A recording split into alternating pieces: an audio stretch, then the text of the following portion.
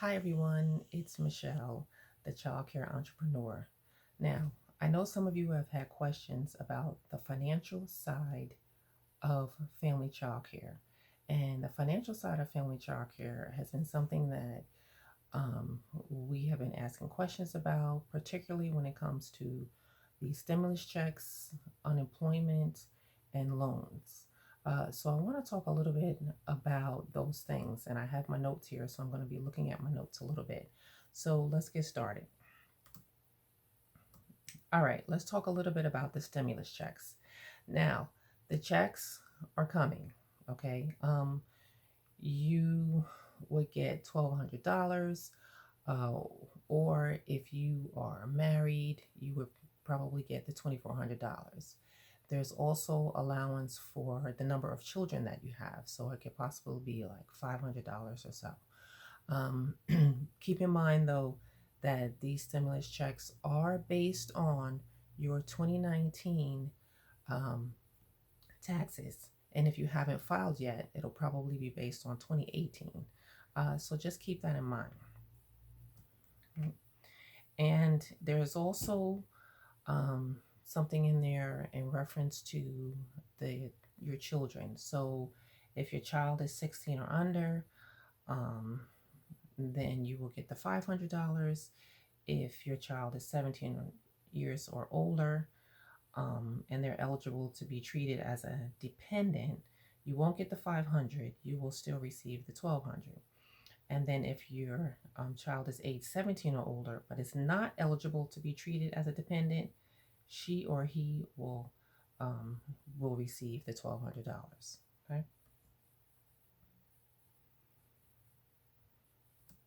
All right. So let's talk a little bit about loans and grants. Now, there are two loan and grant programs available through the Small Business Administration, and one is called the EIDL, which is the Economic Injury Disaster Loan, and then the other one is called the PPP, which is the Paycheck Protection Program. And the providers are eligible for both. All right. Now, these programs could offer thousands of dollars for forgivable loans. You can get up to $10,000 in the forgivable loan for your mortgage or your lease payment or employee wage. And you can apply online through the SBA. Don't go through your bank. What you do is you apply for SBA, then you will call your bank, let them know you have applied for this loan, and you have to make an appointment for them to sit down and talk and complete that paperwork. And if you're not aware of how to fill out the paperwork, don't worry about it. Once you contact your bank, they will go over it with you again. Okay. Uh, so that $10,000 loan can pay for uh, mortgage bill, it can pay for rental bill, um, and 20 weeks of employee benefits and wages. Okay, so that's very good. All right, so if you want to get more than $10,000 or you want to use the money for other purposes, there is an interest rate of 3.75% over a 30-year period.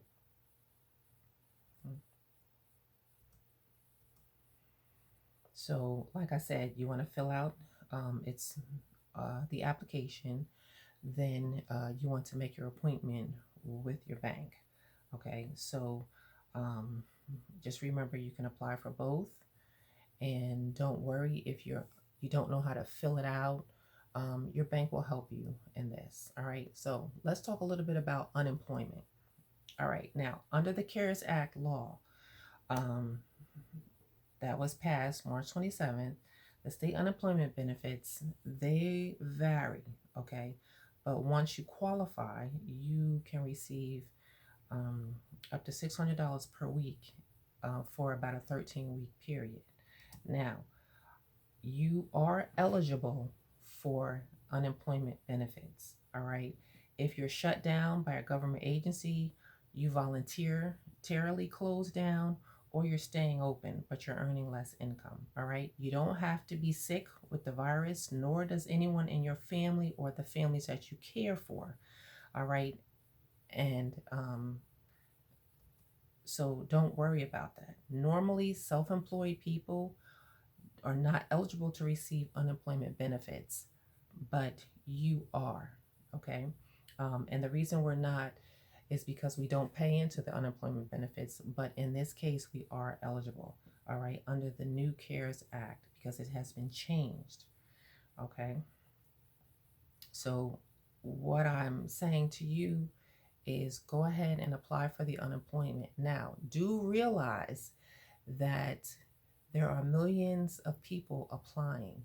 And so you may have to wait this out to get your benefits, but you will receive them. Okay, so it's not like apply today, get your money tomorrow. So you have to just be patient and wait for the money to come. Okay, because it may take a little bit of time, but once it does come, it will be retroactive. Okay. All right. So make sure you are keeping your receipts. You are keeping a record of what you're doing each day. Even if you don't care for children at this time, you are still cleaning, you are still preparing, you are still doing your paperwork. There's also your time space.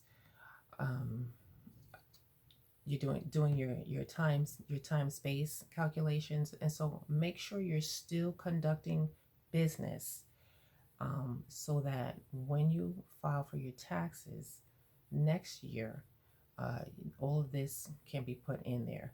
Now, I would encourage you to go to the NAFCC, National Association for Child Care, and they have their recorded webinars that you can download for free. All right, so you can go to the website nafcc.org, and you can click on COVID-19, and they have all of their webinars there that you can take a look at.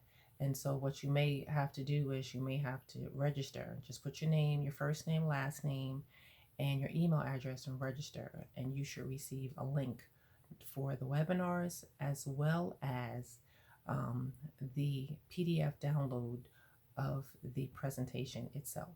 All right, so I hope this helps out. Make sure you do your research. Go to the NAFCC website. They probably have what I've seen the most comprehensive and of information on the financial end of family child care. And so you want to have all this taken care of. And so you want to just definitely be prepared. And there's help is on the way for you financially. Alrighty, so this has been Michelle for the Child Care Entrepreneur. And you can put your comments below. You can also message me on Facebook. I will put information in the description box on NAFCC and other webinars that will be helpful for this. All right, so until the next time, take care.